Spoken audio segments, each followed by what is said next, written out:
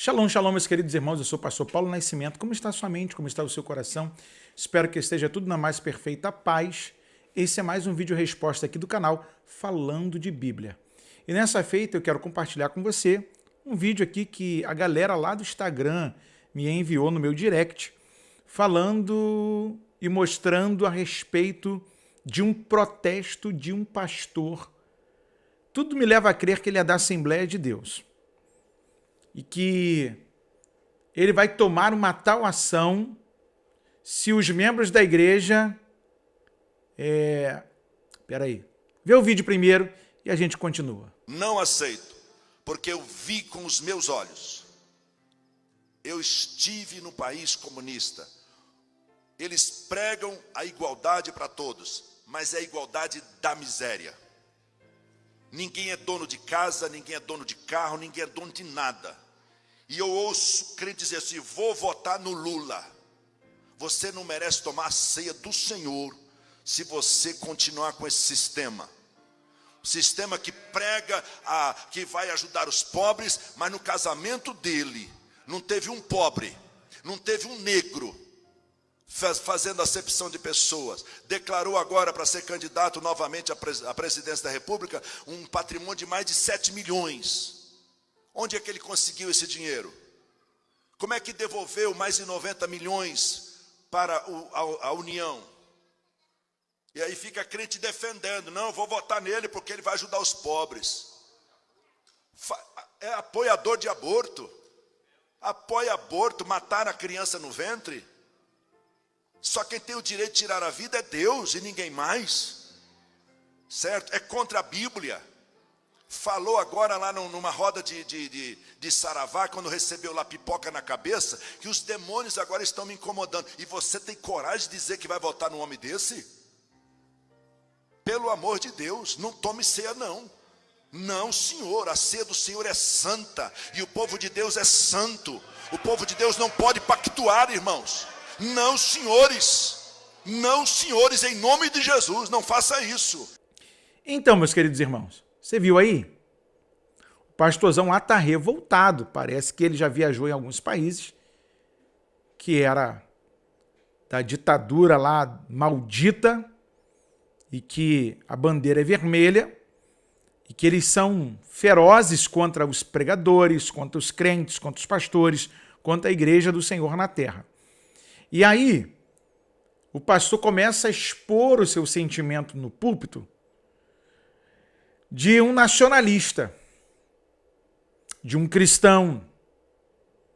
E como todas as vezes a gente fala no ímpeto das coisas, querendo mostrar que estamos sendo zelosos demais pela lei do Senhor ou pela pauta da moralidade, que não é uma exclusividade da direita, deve também ser da esquerda, assim como as pautas sociais não são uma exclusividade para a esquerda, também devem ser prioridade para a direita, o pastor se posiciona de forma veemente. Eu concordo com ele em parte. Por quê?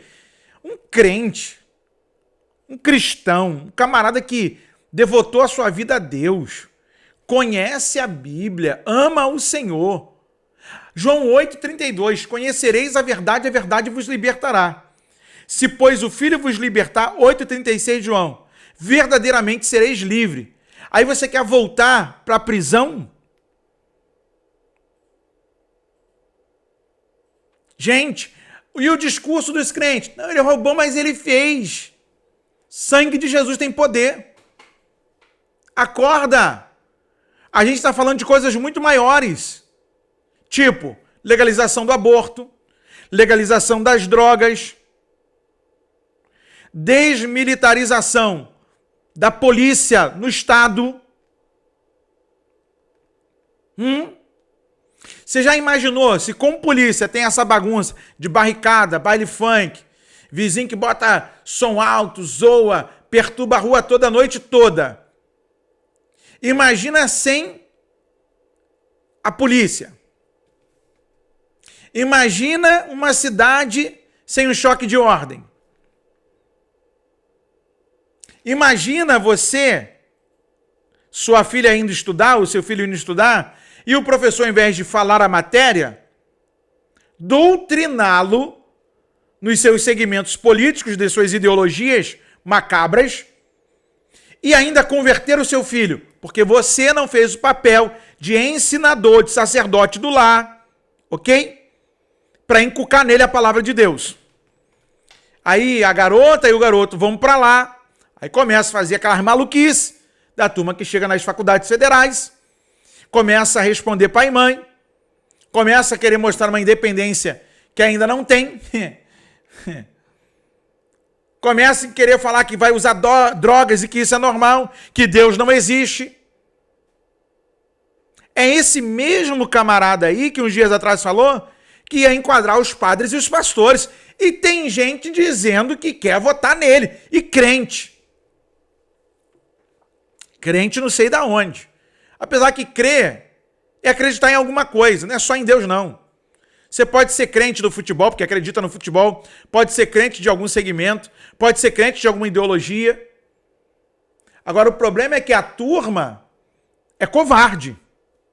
Aí, quando o pastor protesta, a galera fica empolvorosa. Só que ele toca num assunto de que vai proibir os irmãos de tomarem a ceia do Senhor. Aí fica complicado. Aí fica complicado.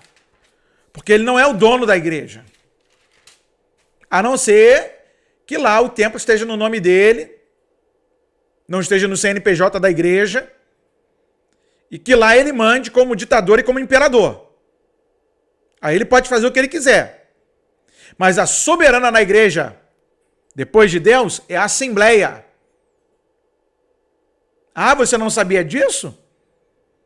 É na Assembleia que a gente se resolve, seja extraordinária, ordinária ou de caráter de urgência urgentíssima, onde um assunto não pode passar. E aí o que acontece? Pastor dizendo que vai privar, 1 Coríntios capítulo de número 11.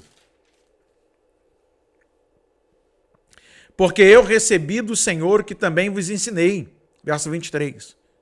Que o Senhor Jesus, na noite em que foi traído, tomou o pão, e tendo dado graças, de nervoso a gente até gagueja, e tendo dado graças, o partiu e disse, tomai e comei, isto é meu corpo que é partido por vós, fazei isto em memória de mim. 25. Semelhantemente também, depois de cear, tomou o cálice, dizendo, este cálice é o Novo Testamento no meu sangue, fazei isto todas as vezes que beberdes em memória de mim. Porque todas as vezes que comerdes este pão e beberdes este cálice, anunciais a morte do Senhor até que venha.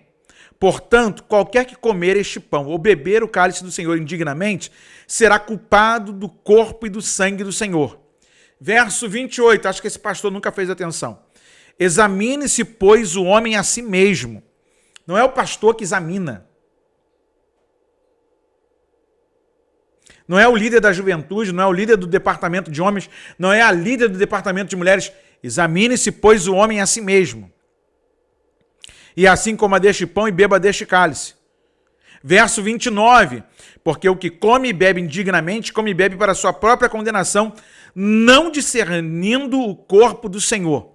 Por causa disso, há entre vós muitos fracos e doentes, e muitos que dormem.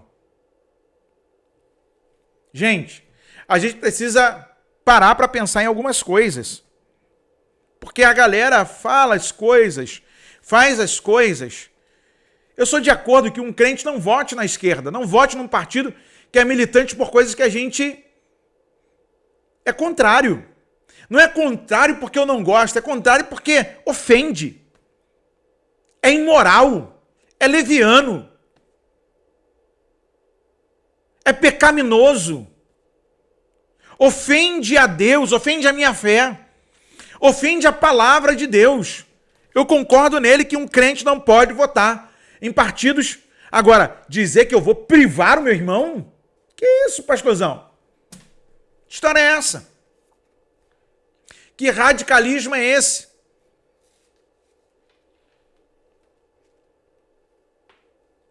Tito, capítulo de número 2, falando de Bíblia. Tu, porém, fala o que convém à sã doutrina. Os velhos que sejam sóbrios, graves, prudentes, sãos na fé, no amor e na paciência. As mulheres idosas, semelhantemente, que sejam sérias no seu viver, como convém às santas, não caluniadoras, não dadas a muito vinho, mestras no bem, para que ensine as mulheres novas a serem prudentes e amarem seus maridos e amarem seus filhos, a serem moderadas, castas, boas donas de casa e sujeitas a seus maridos, a fim de que a palavra de Deus não seja blasfemada. Exorta semelhantemente os jovens a que sejam moderados. É o que o pastorzão está fazendo aí. E tudo te dá, por exemplo, de boas obras. Na doutrina mostra incorrupção, gravidade, sinceridade, linguagem sã e irrepreensível, para que o adversário se envergonhe, não tendo nenhum mal que dizer de nós. Exorta os servos a que se sujeitem a seus senhores, e em tudo agradem, não contradizendo, não defraudando, antes mostrando toda boa lealdade, para que em tudo sejam ornamento da doutrina de Deus, nosso Salvador.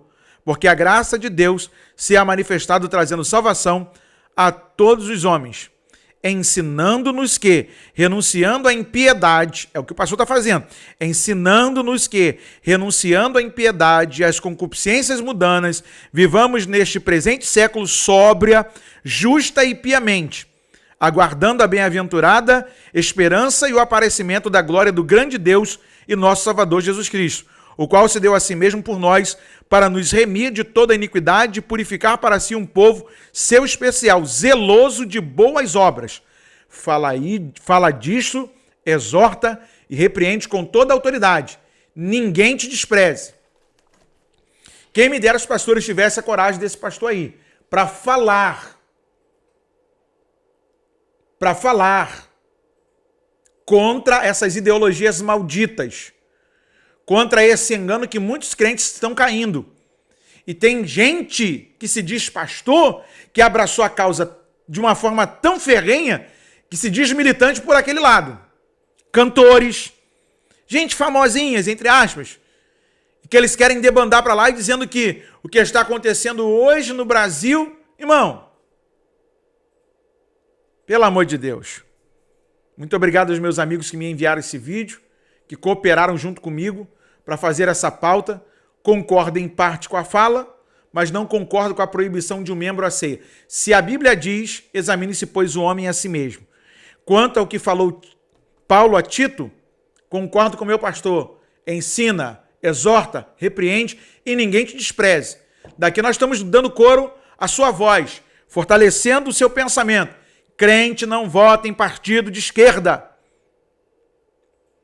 Crente não é a favor de aborto, crente não é a favor das drogas, crente não é a favor de casamento de pares, crente é a favor da santidade, da Bíblia.